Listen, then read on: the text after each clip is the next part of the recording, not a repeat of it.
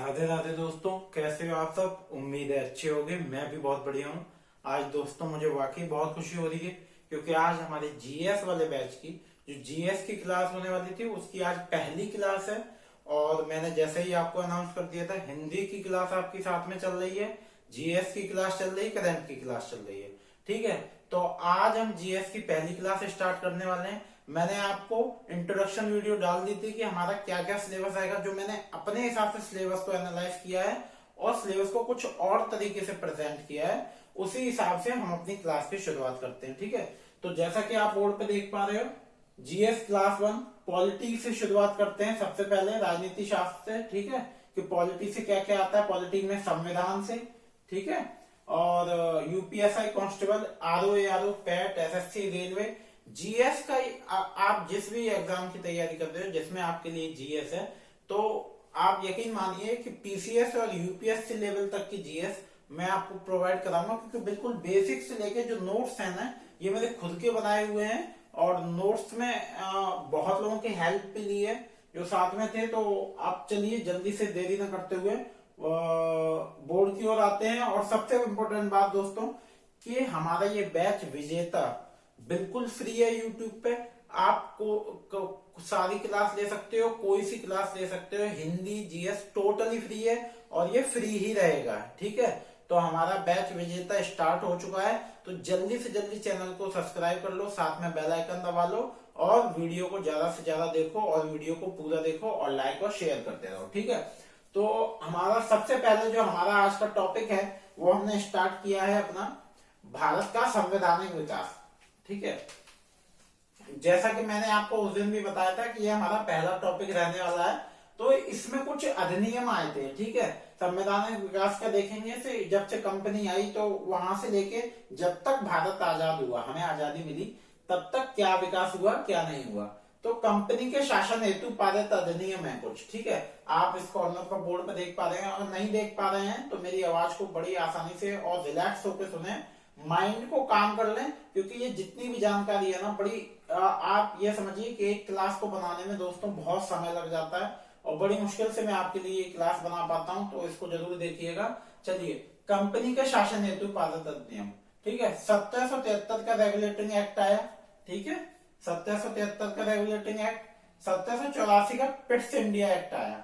ठीक है, आपका 1793 का चार्टर एक्ट आया। दोस्तों अब आपको एक और बात बता दूं कि ये जो एक्ट आए ये 20-20 साल के गैप पे आए। ठीक है, यहाँ 20 साल का गैप था, 20 इयर्स।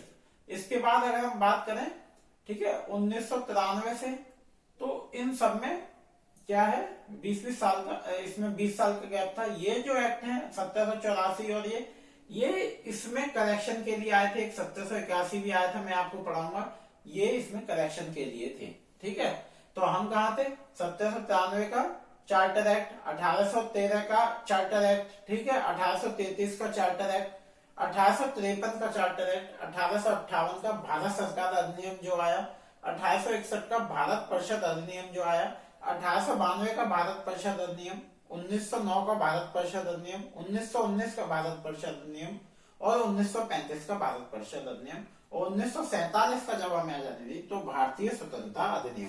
ठीक है, जब हमें आजादी मिली थी तब भी एक अधिनियम पारित हुआ था।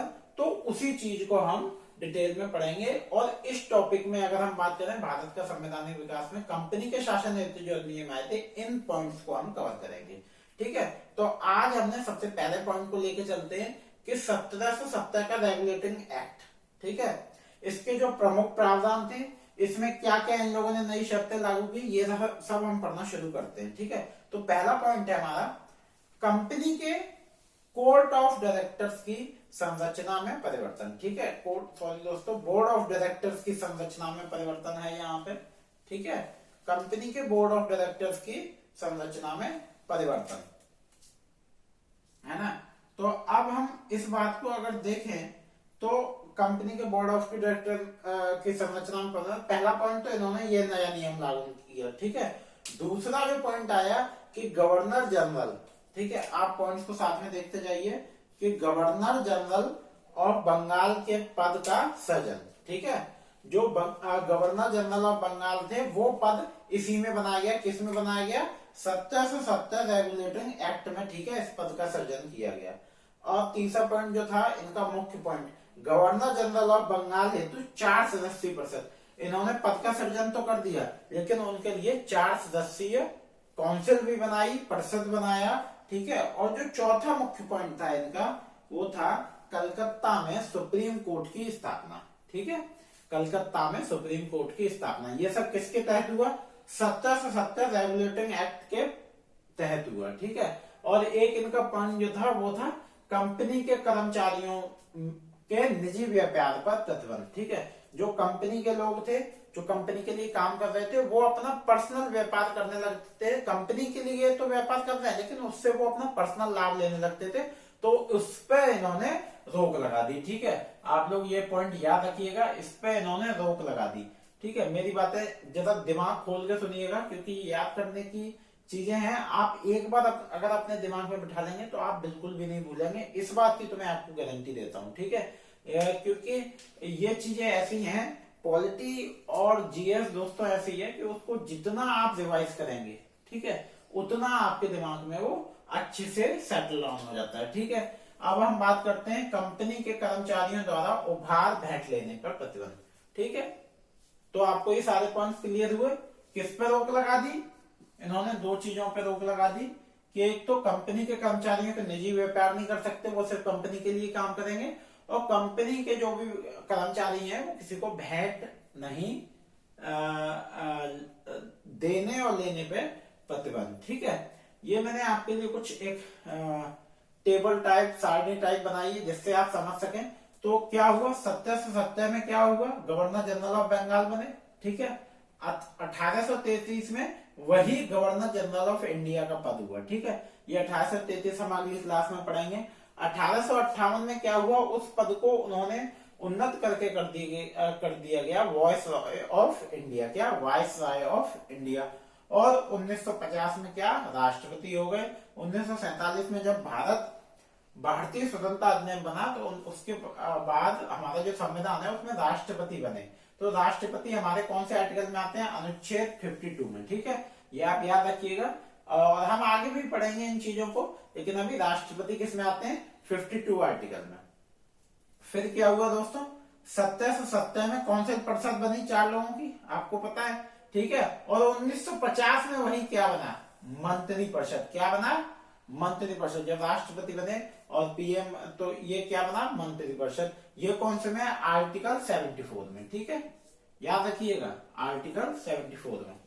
अब हम बात करते हैं कि जो इन्होंने ये सृजन किया, ये जो पॉइंट्स दिए, तो इन्होंने 1770 के रेगुलेटिंग एक्ट के बाद इन पर तुरंत काम भी किया, ठीक है। अगर हम बात करें तो कंपनी के बोर्ड ऑफ डायरेक्टर्स की संरचना में परिवर्तन, ये आपने पहला पॉइंट पढ़ा, ठीक है। तो उसमें क्या परिवर्तन हुआ, इन्होंने ये परिवर्तन किया, जो इनका कार्यकाल था, ठीक है, वो 4 वर्ष का कर दिया। और इसमें पूरे मेंबर जो हो सकते थे काउंसिल के, वो कितने हो गए? 24, कितने? 24। और 25% हर साल रिटायर होंगे। ये 3 पॉइंट याद कर लेना मेरे भाइयों, क्योंकि दोस्तों ये पॉइंट दिमाग में बिठा लेना। अगर नहीं बिठे तो वीडियो को जितनी बार देखो देख लो, क्योंकि ये पॉइंट दिमाग में बिठा लेना। ये नोट्स बड़ी मुश्किल से मैं आपके लिए बना के ला रहा हूं, और ये बहुत इंपॉर्टेंट नोट्स हैं, ठीक है। 4 वर्ष का कार्यकाल, टोटल कितने लोग होंगे? 24। और 25% जितना भी लोग हैं, कितने? 24 का 25% पर ईयर क्या होंगे? रिटायर होंगे, ठीक है। गवर्नर जनरल ऑफ बंगाल के पद का सृजन। अब पद का सृजन कर दिया, तो इन्होंने गवर्नर जनरल ऑफ बंगाल कैसे बनाया? वॉरेन हेस्टिंग्स को, ठीक है। किसको बनाया? वॉरेन हेस्टिंग्स को। मैंने हिंदी इंग्लिश दोनों में लिखा है ताकि आप दोनों लैंग्वेज के आदी हो सके, ठीक है। गवर्नर जनरल ऑफ बंगाल के पद का सृजन किया, और किसको बनाया? वॉरेन हेस्टिंग्स को। गवर्नर जनरल ऑफ बंगाल हेतु 4 सदस्यीय परिषद, मैंने बताया था कि वो बनाएंगे, तो उन्होंने वो 4 सदस्यीय परिषद बनाई, और उस 4 सदस्यीय परिषद के नाम कौन थे? बारवेल, ठीक है, लेवरिंग, फ्रांसिस और मैनसन, ठीक है। आपके 4 लोग हो गए। कलकत्ता में सुप्रीम कोर्ट की स्थापना करनी थी। 1773 रेगुलेटिंग एक्ट आया, और इन्होंने 1774 में स्थापना कर दी, ठीक है। अगर आपसे कोई पूछे कलकत्ता के सुप्रीम कोर्ट की स्थापना कंपनी के शासन में कब हुई थी, तो 1774 में। और ये नियम कब आया था, तो आया था 1773 में। ठीक है, दोनों चीजें क्लियर हैं। ठीक है, चलिए अब हम बात करते हैं कि इन्होंने क्या किया कि सुप्रीम कोर्ट की स्थापना कर दी, है ना, लेकिन उसमें फिर इन्होंने स्थापना 1774 में कर दी और इसमें इन्होंने 4 जज रखे। ठीक है, 4, उसमें से एक चीफ जस्टिस मुख्य न्यायाधीश हुए और 3 सहायक न्यायाधीश थे, अन्य न्यायाधीश थे। ठीक है, तो जो मुख्य न्यायाधीश थे उनका नाम था लॉर्ड एलिजा एम्पे। ठीक है, क्या नाम था, लॉर्ड एलिजा एम्पे। ठीक है, और 3 अन्य न्यायाधीशों के नाम थे चैम्बर्स, लिनेस्टर और हाइड। ठीक है, चैम्बर, लिनेस्टर और हाइड। पॉइंट सारे क्लियर हैं। ओके, अब हम बात करते हैं रेगुलेटिंग एक्ट 1773 की खामियों को ठीक करने के लिए उन्होंने एमेंडिंग एक्ट ऑफ 1781 पारित किया था। ठीक है, आप समझ गए, मैंने आपको बताया था अभी ये क्या हुआ, ये हमारा 1773 एक्ट पूरा समझ में आया। इन्होंने क्या क्या किया इसमें 1773 में, क्या सुप्रीम कोर्ट की स्थापना 1774 में कर दी, ये नियम आया, कंपनी के बोर्ड ऑफ डायरेक्टर्स की संरचना में परिवर्तन कर दिया, गवर्नर जनरल ऑफ बंगाल बनाया। ठीक है, और गवर्नर जनरल ऑफ बंगाल के लिए 4 सदस्यीय काउंसिल भी बनाई। ठीक है, कर्मचारियों के गिफ्ट लेने देने पर प्रतिबंध लगा दिया, कर्मचारियों के निजी व्यापार पर प्रतिबंध लगा दिया। ये टेबल आपको समझ में आई। चलिए, अब जो खामियां थी वो 1781 के एक्ट में आई और 1781 का संशोधन अधिनियम जो है, 1781 का संशोधन अधिनियम वो क्या कहता है, कलकत्ता मैंने शॉर्ट में लिख दिया क्योंकि बोर्ड पे दोस्तों जगह नहीं थी तो पूरा बनाना भी था। तो ये कहता है 1781 का संशोधन अधिनियम कि कलकत्ता के जितने भी लोग होंगे वो सब सुप्रीम कोर्ट की न्यायपालिका में आएंगे, सुप्रीम कोर्ट की जुडिशरी में आएंगे। ठीक है, यही ये शॉर्ट फॉर्म में लिखा है। और गवर्नर जनरल और उनकी जो काउंसिल है, ठीक है, उनके बनाए गए कानून को सुप्रीम कोर्ट से अब पंजीकृत होने की जरूरत नहीं है। कोई मोहर या रजिस्ट्रेशन या कोई भी कानून नहीं, उन्होंने जो कानून बना दिए गवर्नर जनरल और उनकी काउंसिल ने, वो बिना सुप्रीम कोर्ट की रजिस्ट्रेशन या पंजीकरण के पास हो जाते थे। ठीक है, आपको समझ में आ गया। अब हम चलते हैं पिट्स इंडिया एक्ट 1784। ठीक है, आपके आज में 1813 तक, 1813 का चार्टर एक्ट तक करा दूंगा।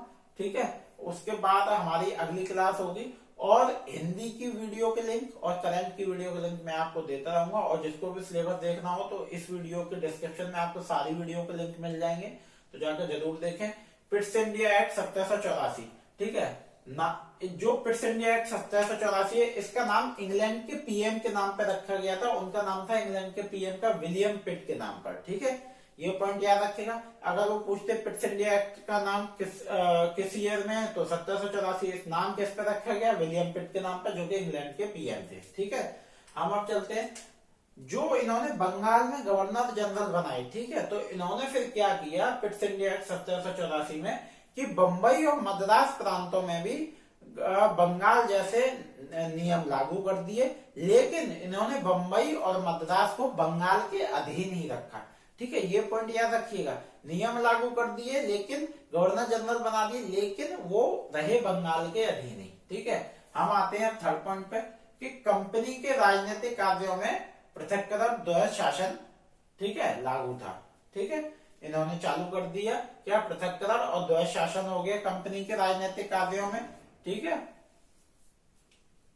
और जो बोर्ड ऑफ कंट्रोल था, ठीक है, ये हमारा एक पॉइंट आता है कि बोर्ड ऑफ कंट्रोल था, वो राजनीतिक मामले में पूरा कंट्रोल बोर्ड ऑफ कंट्रोल के पास चला गया। जो भी राजनीतिक मामला था उसका पूरा कंट्रोल बोर्ड ऑफ कंट्रोल के पास चला गया। एक हमारा और अगला पॉइंट है पिट्स इंडिया एक्ट में कि पहली बार कंपनी के अधीन क्षेत्रों को ब्रिटिश आधिपत्य क्षेत्र कहा गया। ठीक है, पहली बार ऐसा हुआ कि जो कंपनी के अधीन क्षेत्र थे वो सब ब्रिटिश आधिपत्य क्षेत्र कहे जाने लगे, ब्रिटिश के क्षेत्र कहे जाने लगे, वो ब्रिटिश के राज में आने लगे। ठीक है, और आपको एक और बात बता दूं कि जो हमारा आर्टिकल 60 है, ठीक है, अनुच्छेद 60, आर्टिकल 60 कार्यपालिका न्यायपालिका पृथक्करण, ठीक है, इसकी ये इंपॉर्टेंट आर्टिकल है, ये आपसे पूछ सकता है क्योंकि इसमें यही बताया गया है, तो ये आपसे पूछ सकता है। हम अगले एक्ट की तरफ चलते हैं, तो 1793 का चार्टर एक्ट को पढ़ेंगे, ठीक है। 1793 का चार्टर जो एक्ट है वो हमसे क्या कहता है, वो हमसे ये कहता है कि इस कानून के तहत कंपनी को अगले 20 वर्षों तक, ठीक है, अगले 20 वर्षों तक भारत में व्यापार करने का अधिकार मिला, ठीक है, अधिकार प्राप्त हुआ, अधिकार दिए गए। 1793 के चार्टर एक्ट में सिर्फ यही हुआ कि अगले 20 सालों तक इस कानून के तहत कंपनी को भारत में व्यापार करने के अधिकार दिए गए। अब हम अगले एक्ट की तरफ चलते हैं। हमारा जो अगला अधिनियम है वो है 1813 का चार्टर एक्ट, ठीक है। इसके कुछ मुख्य पॉइंट हैं, ये सारे वैसे तो बहुत बड़ा है दोस्तों, मैंने इसके कुछ इंपॉर्टेंट पॉइंट आपको निकाल के दिए हैं, जो कि अगर आपसे कभी कोई पूछता है तो आप तुरंत बता सकते हो, और एग्जाम में मोस्टली यही पूछे जाते हैं, ठीक है। इस टेबल को आप अपने दिमाग में बिठा लो और इसको ऐसे याद कर लो कि आपको सब कुछ याद हो जाएगा, ठीक है। हम चलते हैं 1813 का चार्टर एक्ट। तो अगर इसकी बात करें 1813 चार्टर एक्ट की, तो कंपनी का व्यापारिक एकाधिकार समाप्त, ठीक है, जो कंपनी का एकाधिक अकेला व्यापार पे अधिकार था वो समाप्त हो गया। किस पे? चाय और चीन के साथ छोड़कर, ठीक है, जो चाय का और उनके चीन के साथ व्यापार था उसको छोड़कर उस पर अभी भी कंपनी का एकाधिकारी था। भारत के व्यापार मार्ग सभी ब्रिटिश के लोगों के लिए खोल दिए गए, सभी ब्रिटिश के व्यापारियों के लिए खोल दिए गए। 2 पॉइंट आपके क्लियर हो गए दोस्तों।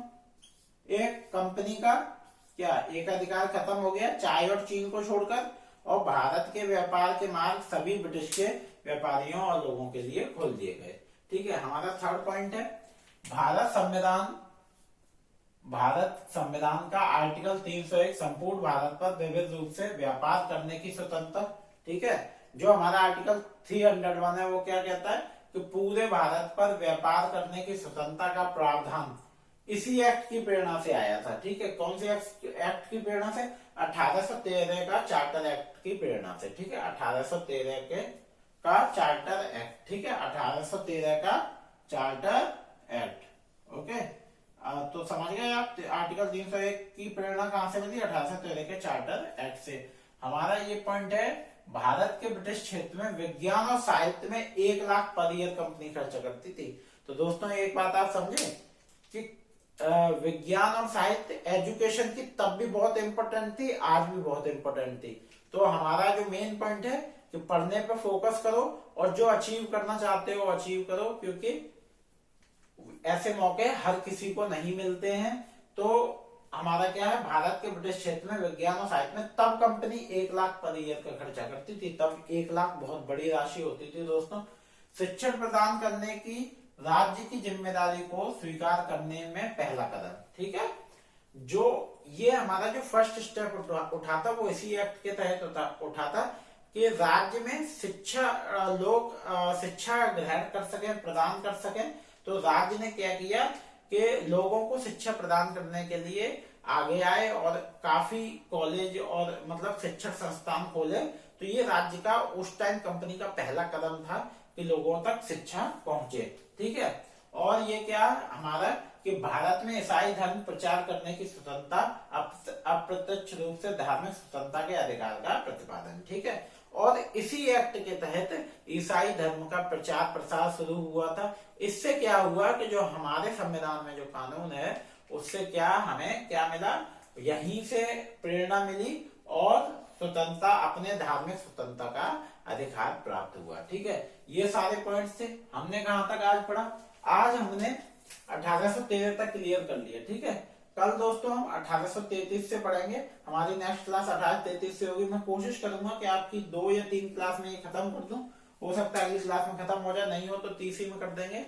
उम्मीद है कि जीएस की क्लास भी आपको सही लगेगी। तो हमारा जो पॉइंट था वो था भारत का संवैधानिक विकास, ठीक है। यूपीएसआई को लेके दोस्तों सीरियस हो जाओ, वैकेंसी कभी भी आ सकती है। कांस्टेबल को लेके सीरियस हो जाओ, ठीक है। तो ये हमारी आज की क्लास रही और आई होप कि क्लास पहली थी और आपको क्लास अच्छी लगेगी, उम्मीद है क्लास अच्छी लगेगी।